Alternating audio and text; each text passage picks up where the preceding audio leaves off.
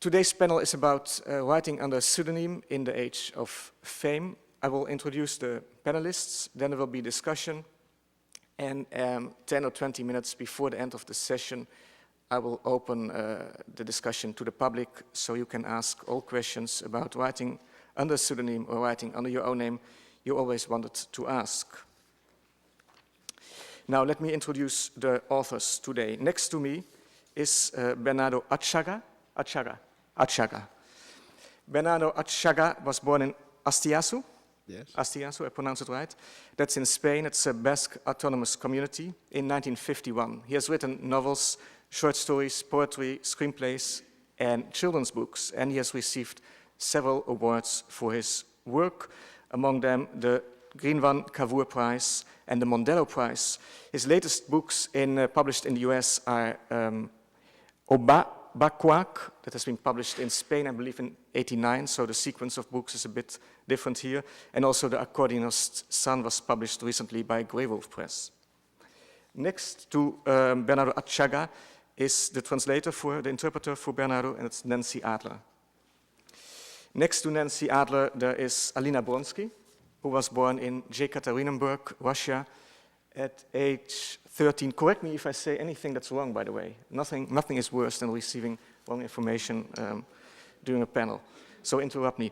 Alina was born in Jekaterinburg in Russia at age 13. She moved to Germany with her parents, and she has published her first novel, Broken Glass Park, that was nominated for the prestigious Bachmann Prize. That's her first novel. And also in the American edition, on the last page of a book, it says, Alina Bronsky is a pseudonym. And that made me laugh very much. Once a philosopher told me that philosophy is celebrating the obvious, and this line was for me a clear example of philosophy. Next to Alina is her interpreter, and that's Claudia Steinberg. And next to Claudia, there's Randa Jarrar, who was born in Chicago also in 1978. She grew up in Kuwait and Egypt, moved back with her parents to the US, and in 2008, her first novel has been published, A Map of Home, that won the 2009 Arab American Book Award, and she has won also other awards for her work, like the Million Writers Award, the Avery Hopwood and Jules Hopwood Award, and the Geoffrey James Gosling Prize. Also, she is a translator from Arabic into English, and she lives in Austin, Texas. Any mistakes till so far? Okay. And in case you're wondering why I'm moderating the panel, I'm a novelist myself, and I've written under my own name and also under a pseudonym. I asked the panelists to prepare a short statement, a reaction to a thought I had, and the thought was this: using a pseudonym without being forced to do so by political, religious, or cultural circumstances is narcissism. And I'd like to give Bernardo the first possibility to speak about this. Okay. Thank you very much. Good morning. Thank you to be here. I'm going to read a short paper about the topic of today: pseudonym, pen name, alias. I would not say that in my case, that of a person born in the Basque Country in the 1950s, the use of an alias or a pen name was a question of fate. That would be going too far. We'll only say that in my case, it was always going to be very likely that I would end up with a pseudonym. It all begins with the name of the place itself. The Romans call it Vasconia, and the name lives on in the kind of literature that focuses on local customs. Then, in the 60s, a book with revolutionary undertones was published, which laid claim to the existence of Basque Country that was 5 times as big as the one of the maps, and which corresponded to the Roman Vasconia. From that moment, the term became taboo for the parochial literature mentioned before. After some years, the book lost prestige, and Vasconia was forgotten forever. Another historic name in the Spanish language was Vascongadas. However, during the dictatorship of General Franco, the fascists used this term to refer to the place, and it became, of course, taboo. Nobody uses it nowadays. It's also called País Vasco, or in French, Pays Basque. These are pretty neutral names with no significant political connotations. Others, such as País Vasco Navarro or País Vasco Francés, seem to have gone out of fashion. They are seldom used today. When the nationalist movement began at the end of the 19th century, a slogan became popular. Euskadi, Euskaldunena berria da. Euskadi es la patria de los vascos. Euskadi is the homeland of the Basque. Euskadi was another name, and it became a very popular one in our society. During the Civil War, the Gudaris, the Basque soldiers, the same ones that defended Guernica, fought for Euskadi. 20 years after the Civil War, the nationalist struggle began again, but the political name of the country was no longer Euskadi with a C, but Euskadi with an S. Eta means Euskadi, eta askatasuna, Euskadi and freedom with S. Paradoxically, the name Euskadi currently has a semi-official status. All in all, the most accurate name is Euskal Herria. In the Basque language, we always said Euskal Herria. Until a short while ago, it was a neutral and stable term, cultural, but recently it too has begun to acquire political connotation, and no one knows where it will be all end. I sometimes think you could write the cultural and political history of the countries through the study of their names, their instability, the varying number, low or high, are significant indices. But I have to continue speaking about pseudonyms. I will be brief and focus on the case of the people of this Basque country with has so many names, because we Basque people also have many names. Let me explain my case. Officially, my name is José. When I was born, the dictatorship of General Franco was particularly virulent, and it was totally out of the question that a child could be given a Basque name like, for example, Garicoitz. This was the time when the fascists desecrated gravestones written in the Basque language and saved the heads of women who spoke it in public. However, I have only been José officially. For Basque speakers, it's much easier to say José than José. So I was José all through my childhood. When I started university, I changed my name, or more accurately, my name was changed for me. My colleagues started to call me Joseba, a way of saying my name which was politically more Basque sounding. Shortly afterwards, Joseba changed to Ioseba, which was easier to pronounce. For my own part, I began to write in the Basque language, and I had my first text published in 1972. I signed them Bernardo Atxaga. This was a typical thing to do. Some 70% of us, or writers, who published in the Basque language use a pen name. Only normally, they use a toponym, the name of a mountain or a river. In my case, a saying which I have always liked, advised me to invent a name which seemed real, authentic. The saying went, the squid squirts its ink to hide from the fisherman, but the fisherman knows where to find it precisely because of the trail of the ink. A pen name such Hernillo, the name of a mountain in the Basque Country, indicated that behind it was someone, a person with a name and a surname. Bernardo Atxaga didn't stain the water. It didn't even stir it.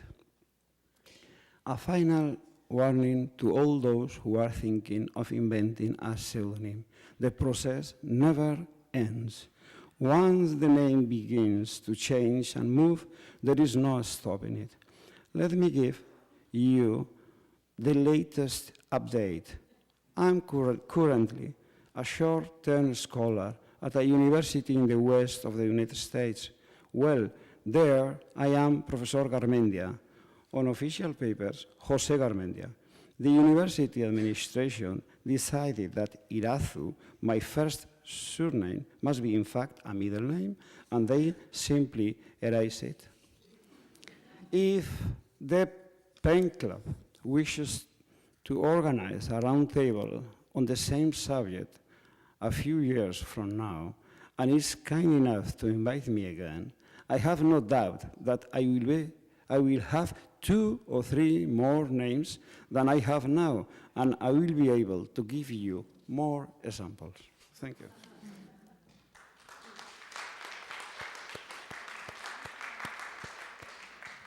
Thank you, Bernardo. Alina, can you speak a bit about this subject? Yes, for me the practice of giving names has some sort of a mystery. There are lots of traditions around giving names in Indian tribes or something like that.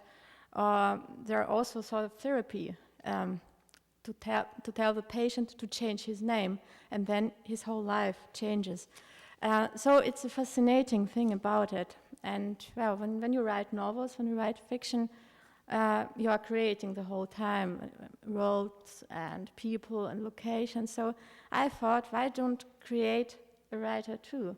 Because as I already said, giving names is it's such a chance to create something.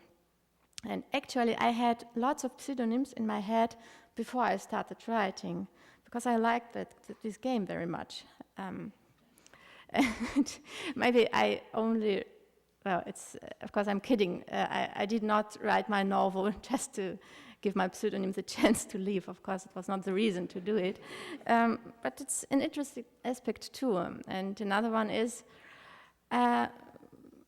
coming back to your question of being narcissistic using a pseudonym, I may be very vain sometimes, but not about my writing, because I feel that it's really bigger than me. So it would be vain to call it after my name. So, let's do it as a pseudonym. Thank you, Alina. Randa? Well, I actually want to address this issue of vanity and narcissism. I don't know about the other writers up here, but I feel like creating something that takes someone longer, it's not, we don't create songs. Songs take 3 minutes to listen to. We don't make movies that take an hour and a half to read. We create pieces of art that take hours of people's time. I freely admit that that's a narcissistic act, just sitting down and writing down something that's going to take up hours of people's time. So to me, writing itself is an act of narcissism. And then, I don't write under a pseudonym, although sometimes I wish I did. But for me, my name is Randa, and when I was growing up, there's a very slight variation in the way that my Palestinian side of the family and my Egyptian side of the family say my name. So the Egyptians will say Randa, and the Palestinians will say Randa, and the British teachers at my school would say Randa. And then when we moved to America, the teachers at my new school called me Randa. And the girls that were jealous of me, just didn't like me, they called me Rhoda. So my name took on this real weight to it, which, because I was sort of an immigrant, a 1.5 immigrant or generation person, I had the choice maybe to either just go by Randa or change my name completely, but I wanted to hold on to this Randa. I wanted to hold on to this, to my culture and my heritage, and I'm proud of it. Whereas my brother, who I love dearly, goes by Rod, even though his name is Raed. So, immigrants make choices about whether they're going to sit there when they stand in line waiting for their sandwich and say R-A-N-D-A, or just be like, yeah, Randa, yeah, sure, whatever way you want to spell it. And then I tend to think of characters as, these opportunities to have children which will do everything you want them to do. Unlike real children, my child is in the audience today. But unfortunately, characters tend to rebel as well.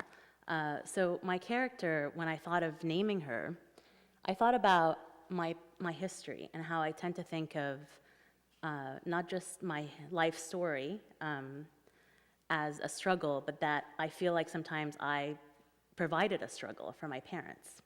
So when I came to think about the name for my novel, I thought Nadali, which means my strife or my struggle in Arabic, would be the perfect name.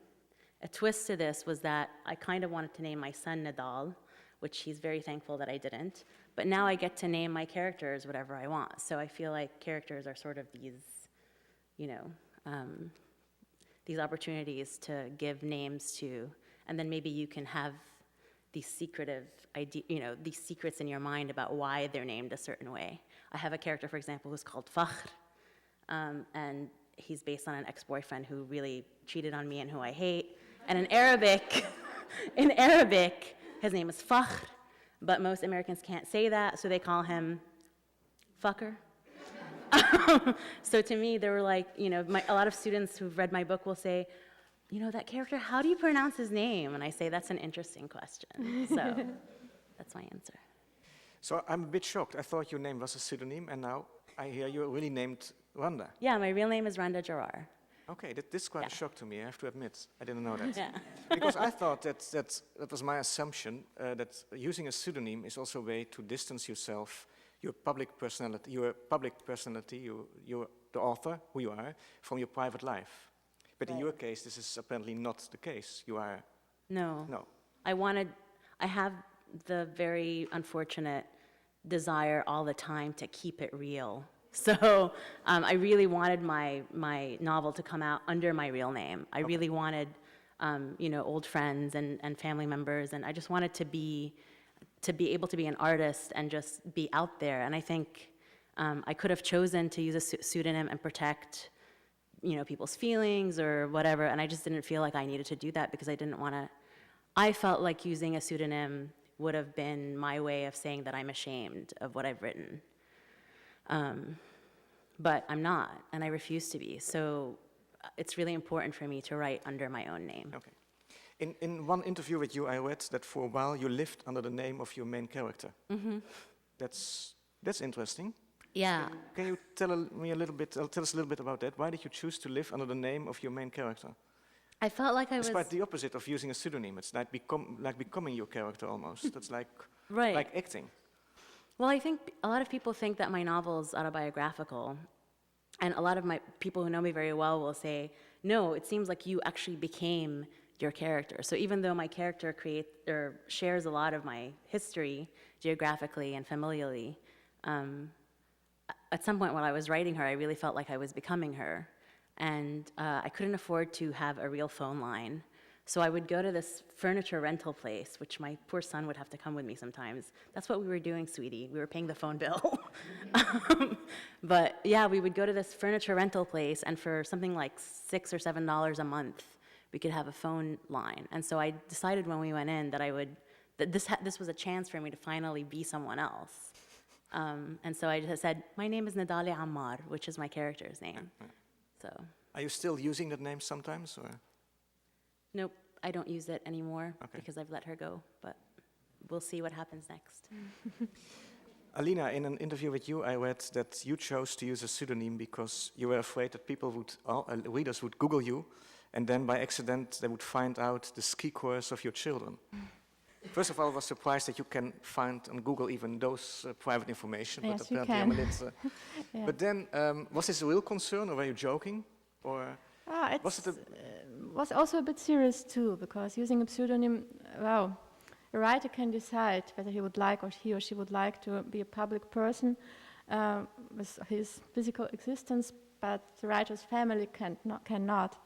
And I didn't want my kids or my parents to be told, are you the one who has this daughter or the mother with this maybe terrible book or something like that?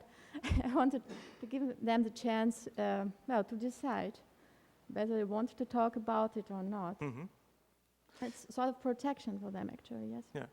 But it must be a bit a schizophrenic situation. On one hand, you protect your family, but on the other hand, you go out in public. And Yeah, it's a bit perhaps you have been on paradoxical, German completely television, I assume. So people, maybe you bring your children to school, and then another parent say, hey, I saw you yesterday on television.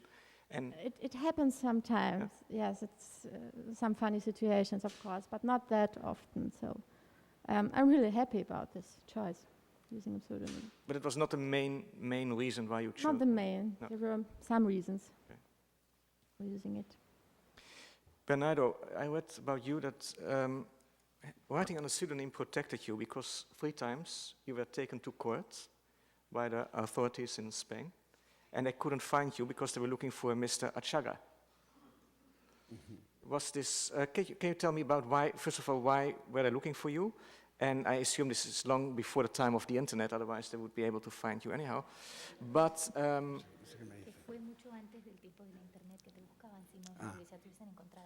Okay. was this something you were conscious about even before choosing to write on a pseudonym, or this came just in handy and you were not prepared for this? The interpreter will translate for a second.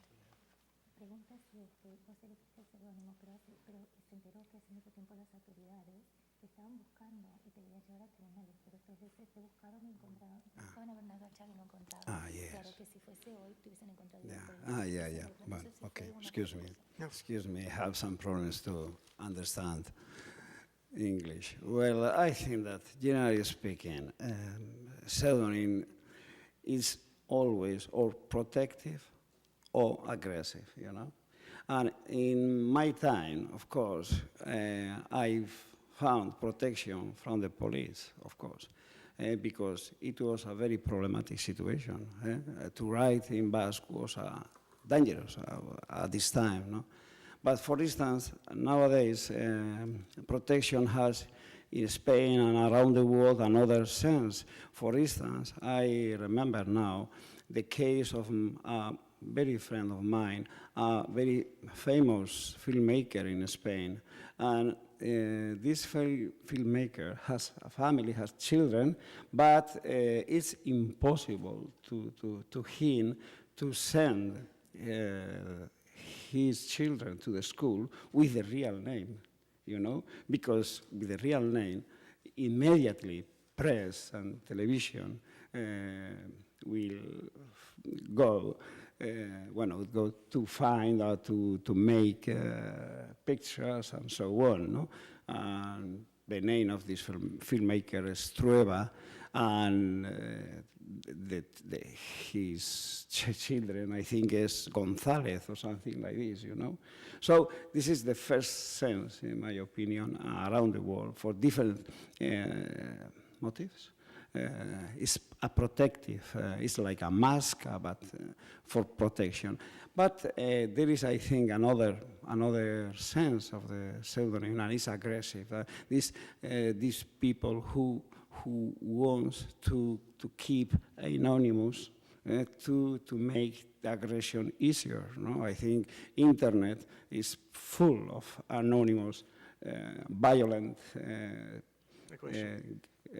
people with anonymous, the tiger, no? So, for instance. No? I think in this second sense, I think it's very dangerous. I prefer always to have a face, a name and face. I think is equivalent. So I think face, author with face with a real name. But in my case, at this time, it was impossible to have the real face and the real name. Yeah. Well, I'm not sure that... Because you started writing when Spain was still a dictatorship. Excuse me? Comenzaste a escribir mientras España estaba bajo la dictadura. Oh, because I was young and I was full of ideas in my, full of ideas, full of feelings. And at this time I was student on economics. This is a very good thing for me because economics was so boring for me that I found a way out. Do you remember Kafka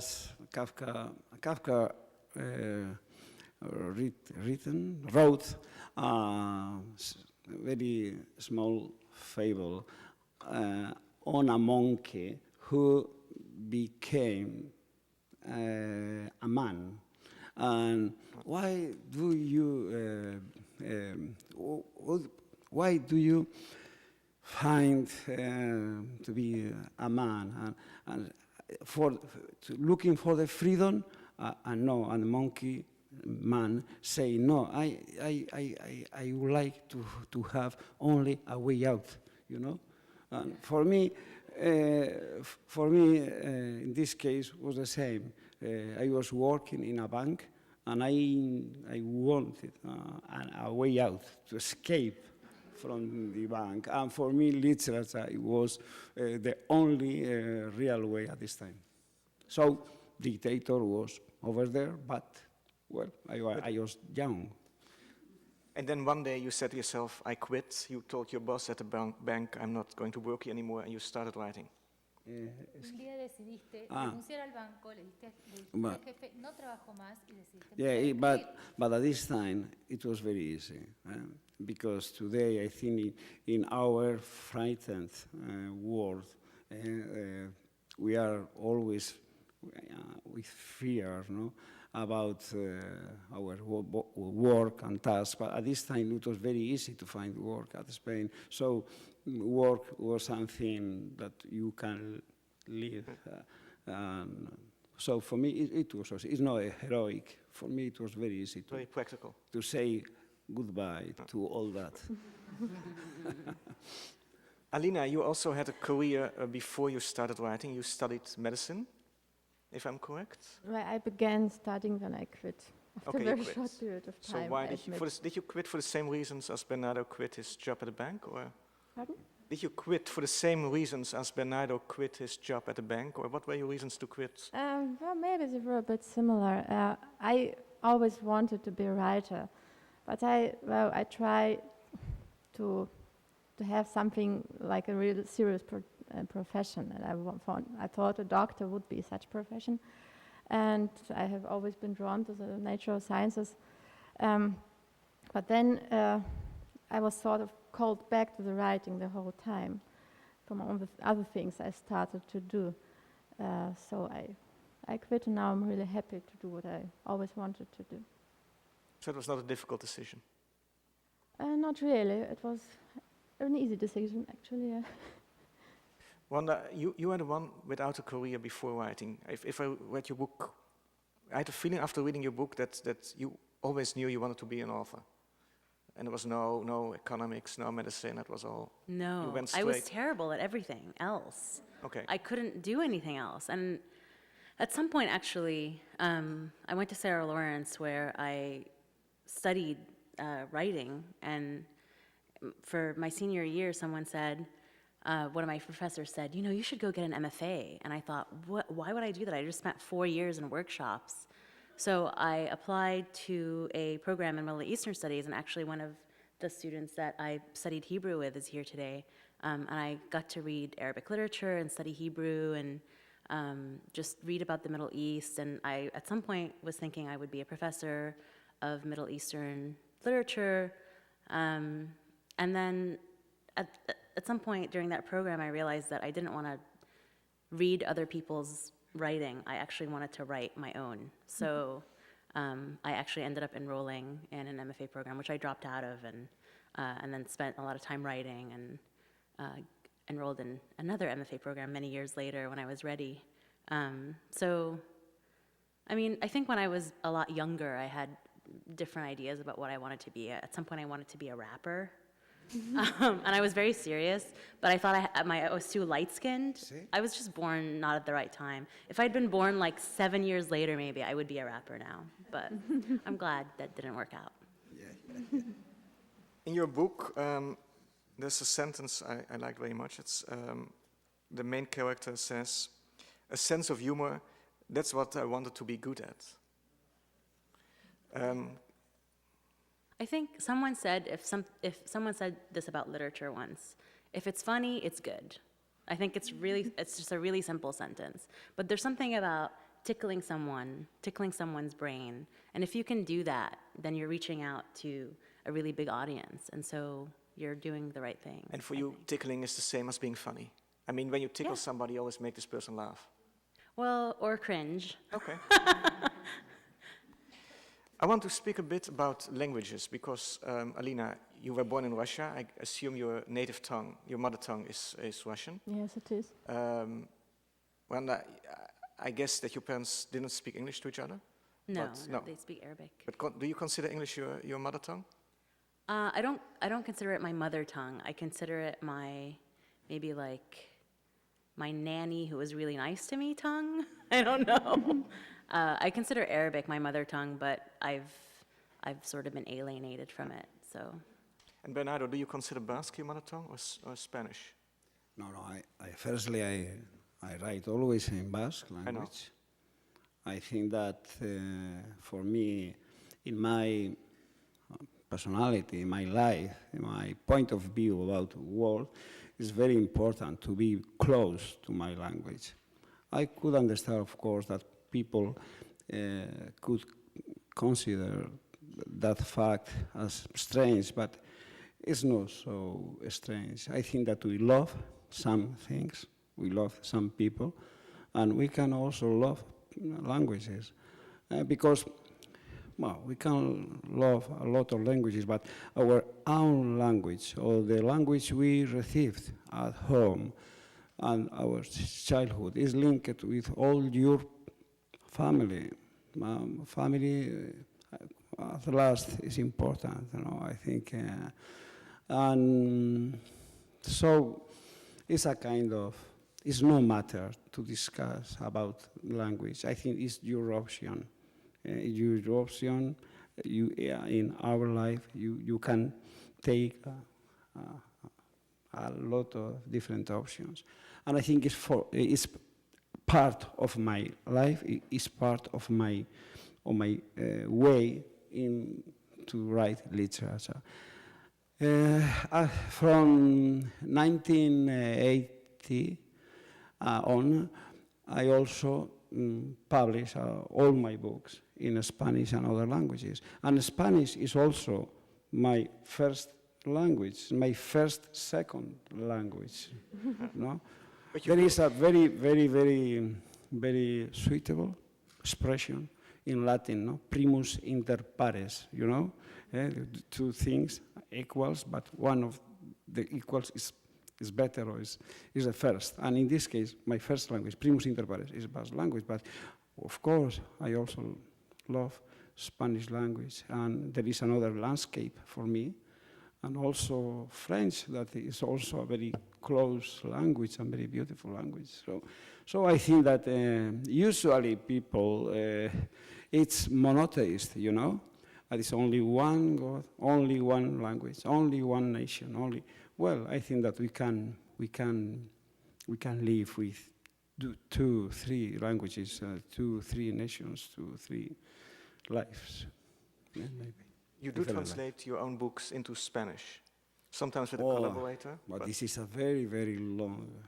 No, it's very difficult to a bilingual writer. When someone asks me about my condition, are you a Basque writer? Of course, I am a Basque writer, but it's not so strange. It's strange, it's really strange to be a bilingual writer. I think that that is not usual, but I am a bilingual writer. But for translation, it's very difficult to start translating your book the following day. I mean, Spanish writers, my friends, they publish the book, and the following day they are drinking and and having dinner and so on. No? And the following day, I am translating my. Sometimes I say that, what is your best definition about Basque? I said, to be Basque is to have extra work. No? This is the case. I am a writer with extra work. Fortunately, my wife is a translator. And in Spanish, my friends say that tú te has casado por interés, you know? You married out of interest. Yes, because my wife is a translator. She translated Faulkner, for instance, The Sun and the Fury into Basque, and also Steinbeck and other American writers. So she helped me in this job. Does it sometimes happen that you translate a sentence or a paragraph from Basque into Spanish and that you discover that it sounds better or that it is better in Spanish? That you think it's improvement? Could be, could be. I think that if you have two languages and you are able to understand deeply both, the translation is a kind of revelador, but in the photographic sense. If a text has a not so good part, when you translate it, you realize that, oh my God, this paragraph is wrong, it's not good. No? So it's a kind of translation, it's a kind of correction. Okay. Yeah? Randa just said a good book is a book that makes you laugh, if I can paraphrase you. What language is better for humor, Spanish or Basque? Bueno, this kind of questions are totally impossible to but because I find the question quite abstract, no? I prefer to be concrete. Basque is the language of my notebooks. I never get to write in my notebooks in Spanish. Even if I have to speak in Spanish in Sevilla, and I am writing my paper, all my notes are Basque. For me, it's different, I don't know. It's my closed garden. It's my small and closed garden. But I am very quiet inside my language. For instance, I think maybe it's an interesting point. I realize that, for instance, English is not for me a quiet place. I am very nervous, so on. But Basque, if I can, I see here, there is here some American people able to speak Basque. So if I speak Basque and say, it's very easy, I'm very quiet, but speaking English. So language could be also a kind of help, psychological help or psychological attack. One last question for you. You mentioned the word abstract, and then I was reminded of something you said in an interview with Annabel Martin. In this interview, you quote Josep Pla, yes, Spanish author and journalist. Very good author. And he gives a definition of what literature is, and you say this is a definition I like very much. Josep Pla defines literature as that which deals with the abstract through the concrete. Okay, of course. Can you explain why you like this so much? Yes, but I think that is a true and all. But Josep Pla was a very good author, Catalan author who wrote in Spanish and Catalan, and I advise you a book called The Grey Notebook. It's a wonderful book. I think one of the best books in the 20th century in Spain, and I think it's a. But also Flannery O'Connor, your writers, wrote the same.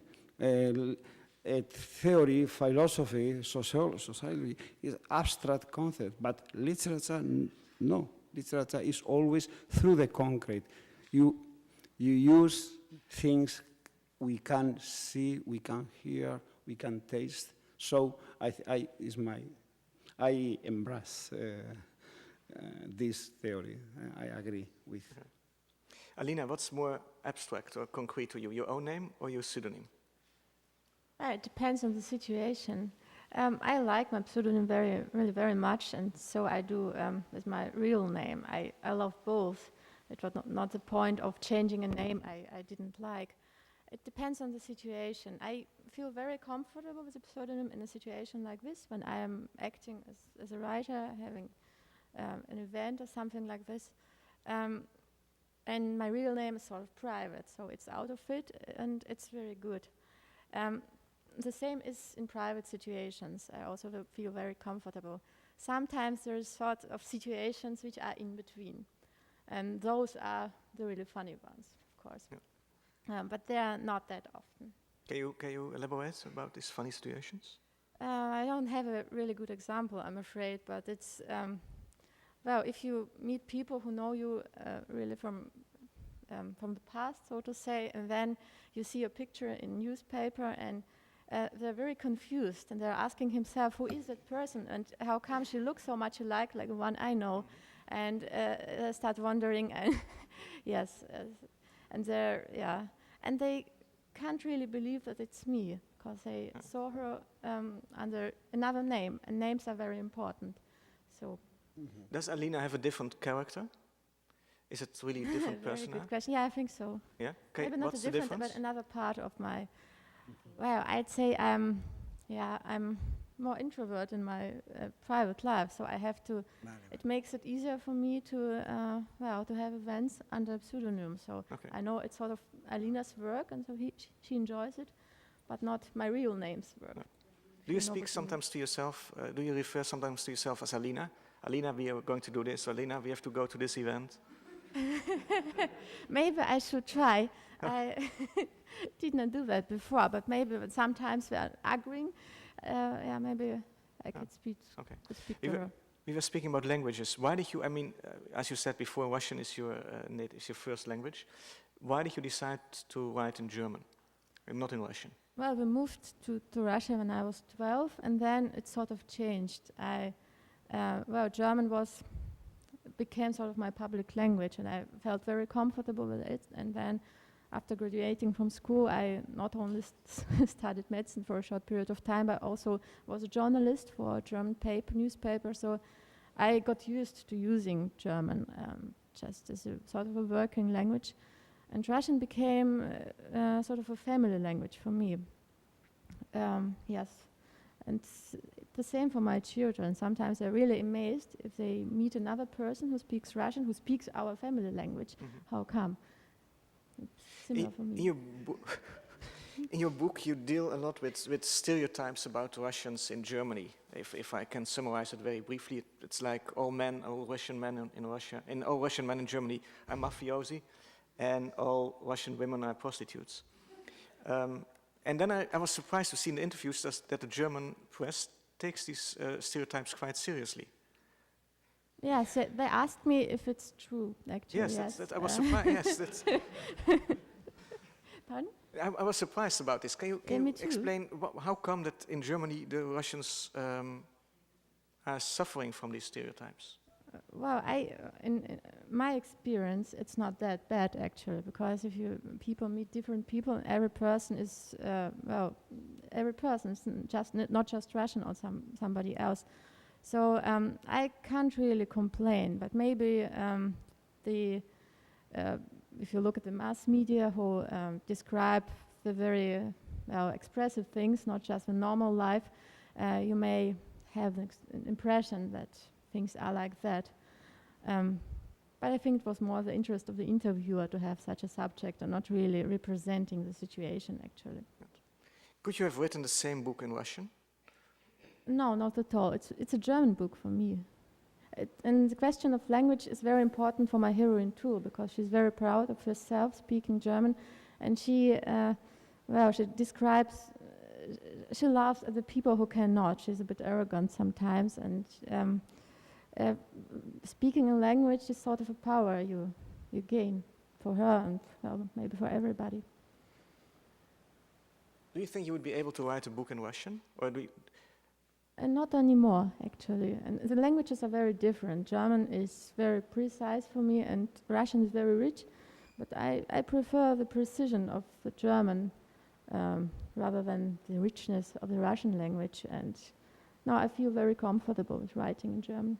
Is language also kind of home? Can you feel, I mean, Bernardo Yes, absolutely. Yes, perfectly so right. by choosing German instead of Russian, is this also like a sign that you feel at home in Germany, or at least in that language? Can you separate the place and the language? Pardon? Can you separate the place and the language? Can you say, I feel completely at home in German, but basically I don't like Germany so much? It's a very good question, actually. I think I love German language, more than Germany. I'm sorry. I guess you can't separate. It's the same about Russian language. I love to read in Russian, and but I don't want to go there. It's just the same. I separate the place and the language. You're perfectly right. Randa, an important part of your book is about the sexual awakening of your main character. You said something that you were a bit afraid of the reaction. Also, it's part of it's also the relation of your main character with her parents. Her father is quite violent. He beats her up often, to say the least. You said somewhere that you were afraid of your parents' reactions to the book. I was. And wasn't this a reason to think about writing? Because I was on the assumption that you had written this book on a pseudonym. So I thought that's the reason. But did you ever think, well, maybe I should write on a pseudonym to protect my parents or to... This is a really difficult question to answer because my mother is in the audience. But I know she loves me and she will understand. I felt that my father treated me very badly when I was growing up, and I didn't feel that I owed him anything. I felt like if you're an asshole to someone, then they don't really owe you anything. And so for me, I didn't feel like, so that's one part of my answer. The second part is, I'm a very sex-positive person. I consider myself a sex-positive feminist. And I know it's passé to say you're a feminist, but I'm proud. And I just don't find anything wrong with sexuality. I think it's part of human, it's just part of being a human being. And I was telling this to someone earlier, pardon the sort of vulgarity of the statement, but you can't have a coming-of-age novel without any coming. It's just part of the deal, And so if you're gonna write about someone from the beginning, right, from when they're born until they're 18 and not include any sexuality, you're crazy. You crazy. Like, there's just no way to not allow your character to express and feel the things that every young person feels. And so it was very important to me. To me, the person I really owed the most to was my younger self. So for me, I wrote this book so that people, when I was a young woman, I couldn't find a book like this book. So I would find books maybe by Arab writers or people who were, hyphenated Americans or whatever. And there would be some sexuality in it, but there was always this maybe the person was married or whatever. So I don't know, I know I went sort of in a circle, but yeah, I just didn't feel like I owed anyone anything. And also for me, this book is about recapturing a time and a place that doesn't exist anymore. I grew up in Kuwait in the 80s, late 70s and 80s, and everyone I grew up with didn't go back there. I mean, very few people went back. 300,000 Palestinians were not allowed to go back to Kuwait between 1990 and for a long time. And so a lot of the people that I knew that I grew up with didn't get to go back. And so because they know my name, right, they found the book. If they didn't know my name, then maybe, they made a connection with my name, they found the book, and they all wrote to me and said, someone has written about our childhood, someone has recorded what we went through. And I feel like that's really important for me, that I reached out to, because they're important to me. And I wanted to make something that sort of corrected or at least stood up to a lot of the, not just violence, but just, the hypocrisy that I dealt with when I was younger, so. I found it very interesting because also Alina wrote a novel that's basically a coming-of-age novel, if you agree, and sex plays an important part in this book. But your heroine, Shasha, she's a virgin, but she's like in the minority, whereas it's like everybody else in her class, I think, has been deflowered yet, and she's the last one not yet having sex, whereas in your heroine, it felt for me almost like there was like the sexual revolution didn't happen. I will quote also from an interview you've given. You said here, and I wanted to make a point of finally talking about sex out loud instead of burying it under the marital rug, so to speak. Just because good girls aren't supposed to fuck until they're married doesn't mean they don't think about fucking before they are married, and in many cases doesn't mean they, capital letters, aren't fucking before they're married. And then you continue, it's true that male writers tend to get away with this use, unless of course they're gay. It's all about power. Who does the female body belong to? This is my question, is this connected to the, you referred also to the hyphenated identity, to the Arab American community? This idea that a good woman doesn't have sex before marriage, or I think it's more Arab community. Okay. It's more old country because the Arab American people I know they've lived in America, so there has been a sexual revolution. But I'm talking about when I go back to the Middle East and see my friends who aren't married yet, who are in their mid-30s, who still haven't had sex, but they just haven't had, penetration, you know what I mean? So they think that they're still virgins. So they don't have this idea in their head that that's all part of the same thing. So there's this, I grew up with this very important value placed on a woman's hymen. And you can go, there's actually a very interesting story that you can go read now about the obsession with virginity in the Middle East, and how even an imam, like a Muslim cleric, went out and said, there's nothing about the hymen in the Quran. Just want you all to know this is cultural, and he said that. And so it's mind-blowing. So I emailed a lot of my Arab American friends who had grown up with this idea of the hymen, and then as adult women, went to college and read about the sexual revolution and understood that all these women and all of this stuff had happened between, what they'd heard as kids and now. And it was mind-blowing to them that this has nothing to do with religion. This is just a cultural sort of tribal thing, the blood on the sheets thing. So maybe instead of soldiers, we should bring the sexual revolution to the Middle East? I've always said that. Okay. That's always been my theory. And how do we start? That's a good question. Alina, I guess in Germany this is quite different. There's no need for another sexual revolution. That's what I think about it too, yes. I think for my heroine it's different. She's sort of closed up to the world outside of herself because of her experiences, because of the tragedy she survived, and she doesn't want to get in contact with other people until some point where she sort of goes out and has sex with different men, just to get in contact with the world outside. She really sort of uses it. She doesn't think a lot about it, and romance and things like that, or love. It doesn't really matter to her, not at all. But just, yes, getting in contact. It's just like other people shake hands. Yes, for her at that point, exactly. That's well, I guess the same. That's very good. That's evidence that there's no need for another sexual revolution in I think Germany. so, yeah. Bernardo, I found in your book a quote which I liked very much, and I thought it referred also to the whole use of pseudonym. It's in your book, Obaba Kwak. Obaba Kwak. Obaba Kwak. I pronounce it rightly? Obaba Kwak. Obaba Kwak. It's very easy. Obaba, that's easy, but still, you never know. The quote goes like this. All of us, at some time in our lives, feel the need to free ourselves from some painful truth, and will resort to anything, especially lies, in order to do so. For the truth should never be given priority over suffering. Excuse me? Yeah, of course. I don't remember. You don't I remember? wrote that 10 years ago, so... No, I know. Yeah, and I have changed a lot, yeah, as my names did. While he's reading, are you not going to ask Bernardo a sex question? While While he's reading, are you not going to ask Bernardo a sex question? Well, you think, are you accusing me of being a misogynist? No, not at all. Okay. Give me a second, I'll ask Bernardo a sex question. I don't know, it's difficult to me to comment that Undoubtedly, I think.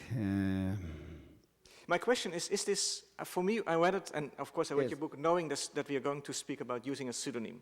And I thought this is like a beautiful argument for using a pseudonym. Uh-huh. Yes, Do you I am agree? here, I remember, I am here speaking about the need of defend ourselves, no, I think, no, from the life and from the hard things of the life, no. But the initial point in this text is experience in a very, very tiny and lonely village in Castilla. I went there. I'm going to tell you in few words. I went there just to have a situationist experience. I mean, I put myself in this place, a known place for me, very, very tiny, and so it was a very sad village. And I spent there almost 10 months without any way out. Well, only one to go to the dentist, but it was the only one time I went out of this village. Well, my neighbor was a very old man, and excuse me, baby, an old man. And the day I went to the dentist, I must wake up at 7 o'clock. So, but I have no any alarm clock. Mm-hmm.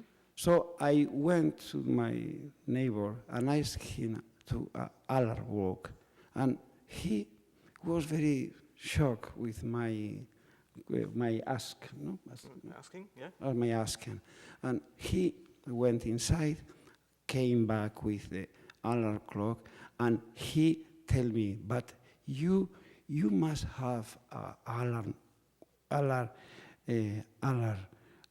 clock. For goodness, get yourself an alarm clock.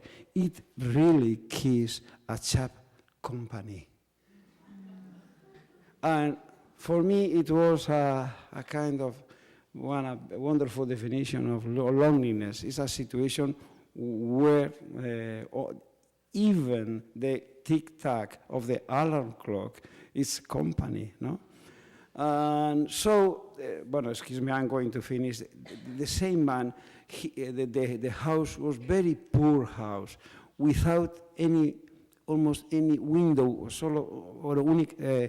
only a very, very small, but he painted some beautiful windows with like a painter, and to have a house with windows, and so was a kind of a lie. But for me, this kind of lies, and they are very, very closely related with life and representation of life and research and mask and so on. But well, maybe it's a very deep topic now, I think. Let's, and don't take this personally, but Randa made me do this. I have to ask you a sex question. Spain is, as we all know, quite a Catholic country. Do you think there's a need, we established there's a need for sexual revolution in the Middle East? Germany is already liberated, no need to go there. How about Spain? No, Spain, I don't know. Spain, as you know, is very different. From the north to the south, it's very, very different. North and industrial countries, in fact, they are not Catholic. They are indifferent to their religion.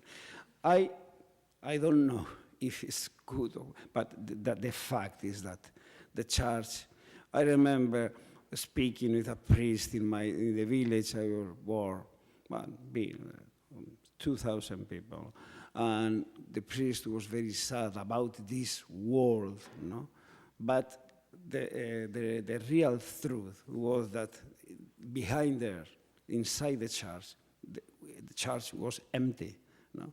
So I think that after 60s in the Basque Country, with the kind of revolution and this political situation, things are changing a lot. So it's not a Catholic and not religious place. It's another kind of, it's a labyrinthic place. Labyrinthic.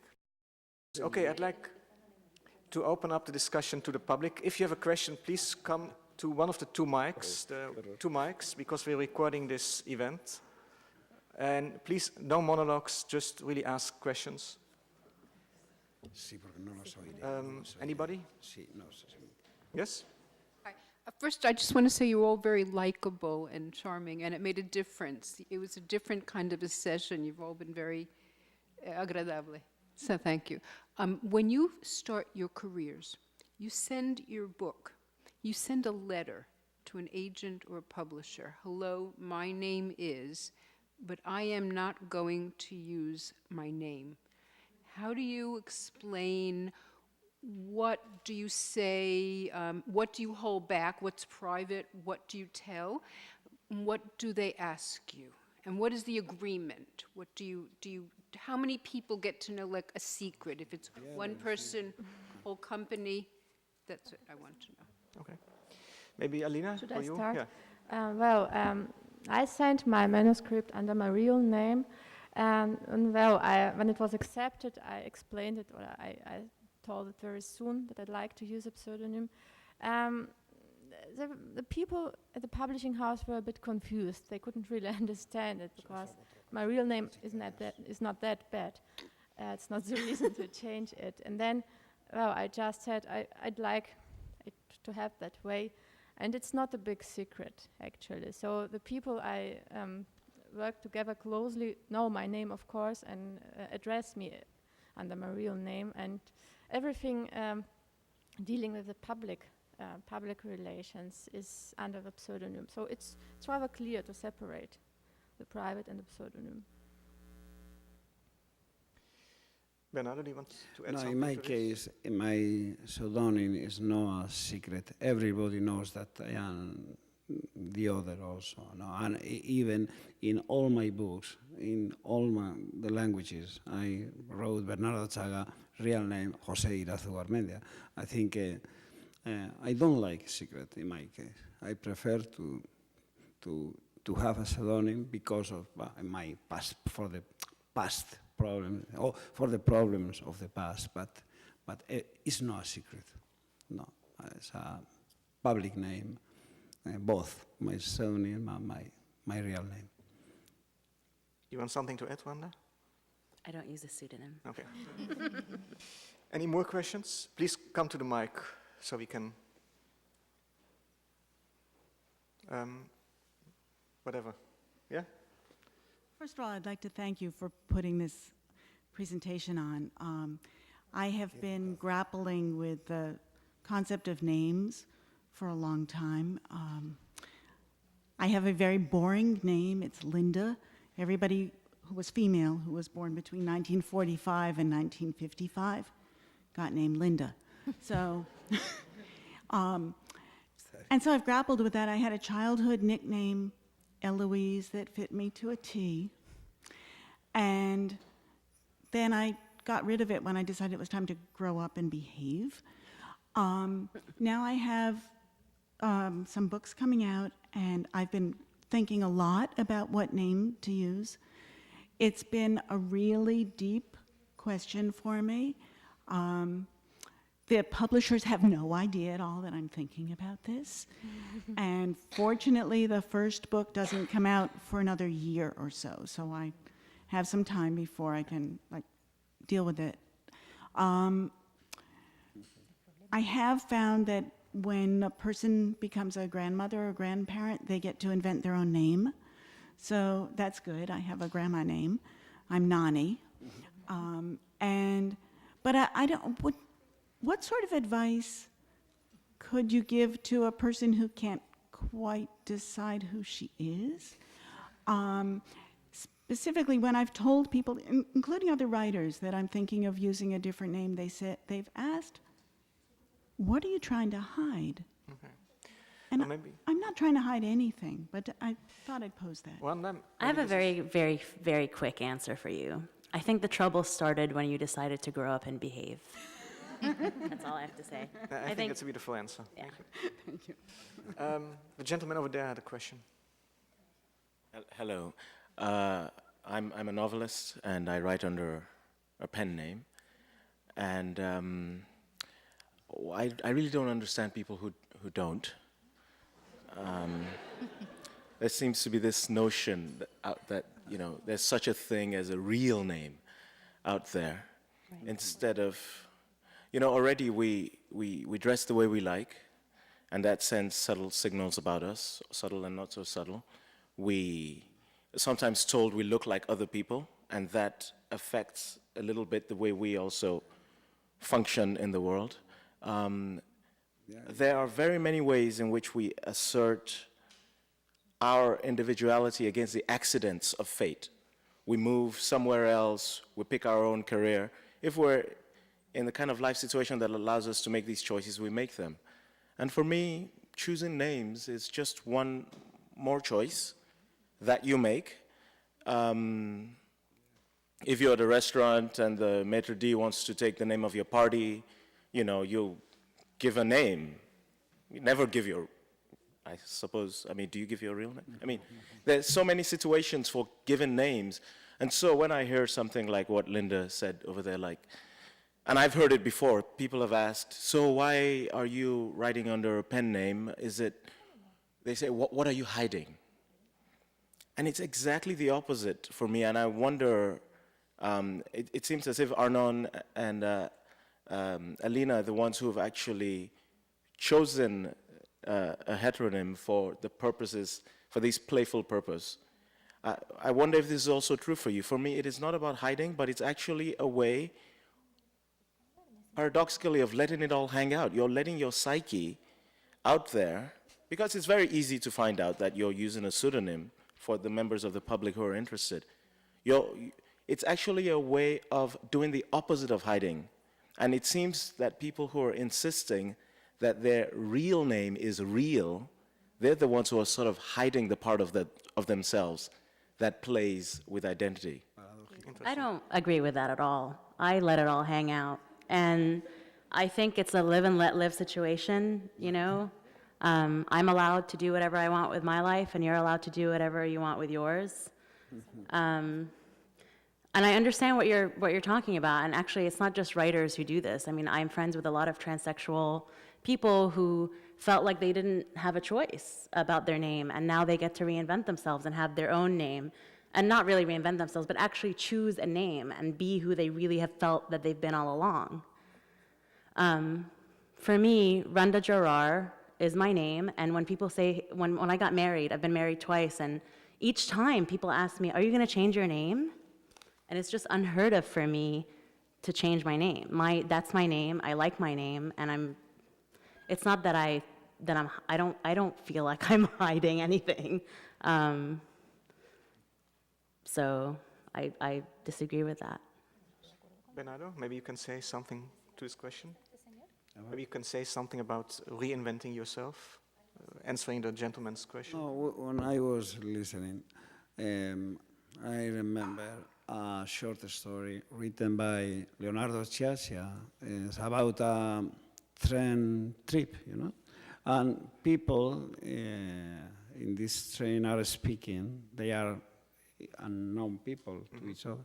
And they are inventing without stop their lives, their names, and when the trip finished, reality began again. No? So I think that there is a lot of reasons to try to escape from ourselves, but it's just for a will.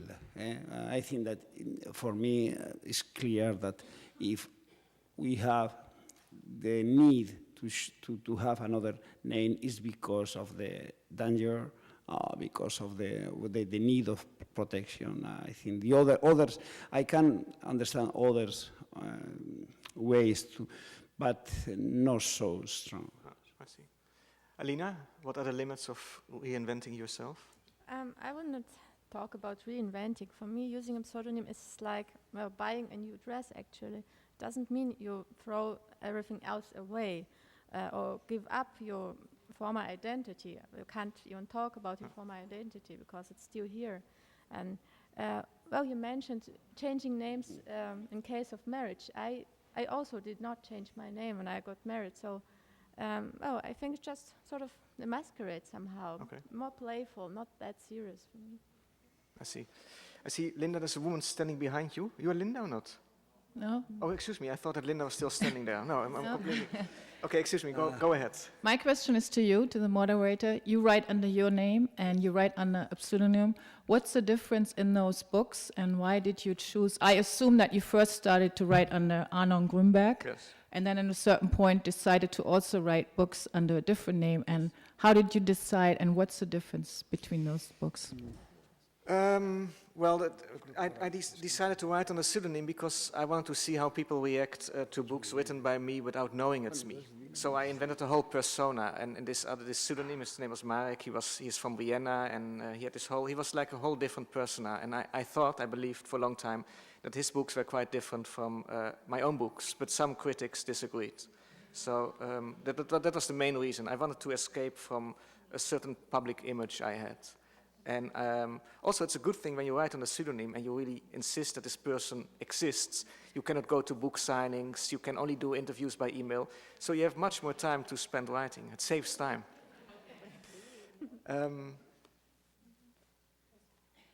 Yeah, I guess it's just a generalized question that in the age of the internet, is it possible still to use a pseudonym for protection? Because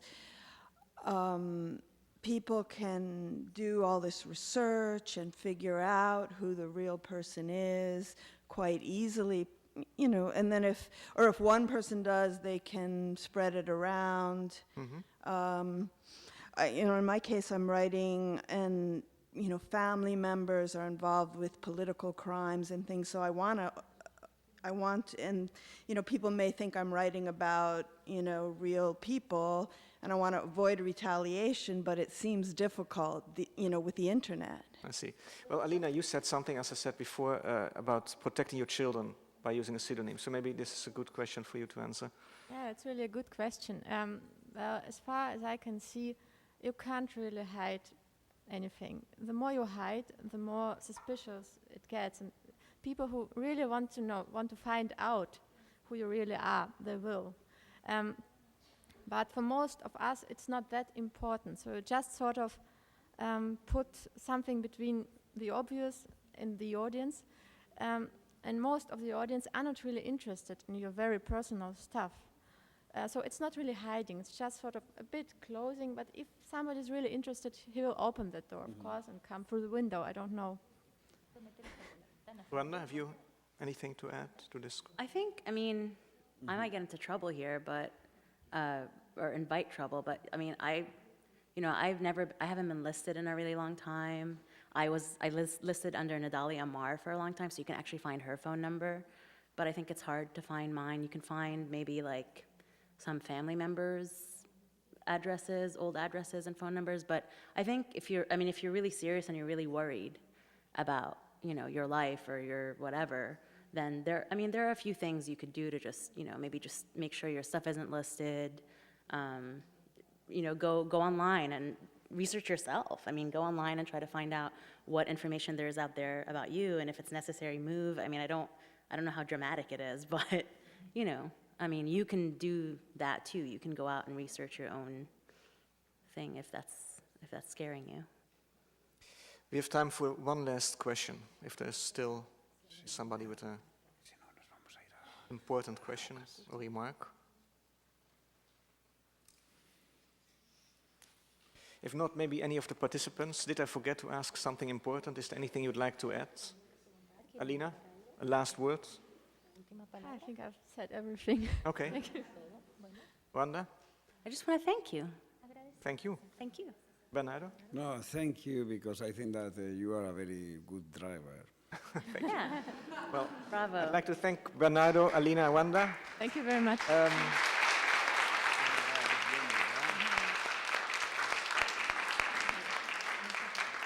I'd like also to thank the interpreters, Claudia Steinberg and Nancy Adler. Also, I noticed that all the people asking questions, if I'm not mistaken, were writers themselves. So I'm a bit worried about the readers. I hope there's still readers in the audience who don't write books, otherwise we are really in trouble. I'd like to remind you also that the authors will be signing books, so if you would like to buy a book, they will be happy to send the books. Thank you for coming, you're a great audience, and I hope you will go to other events at this festival. Thank you.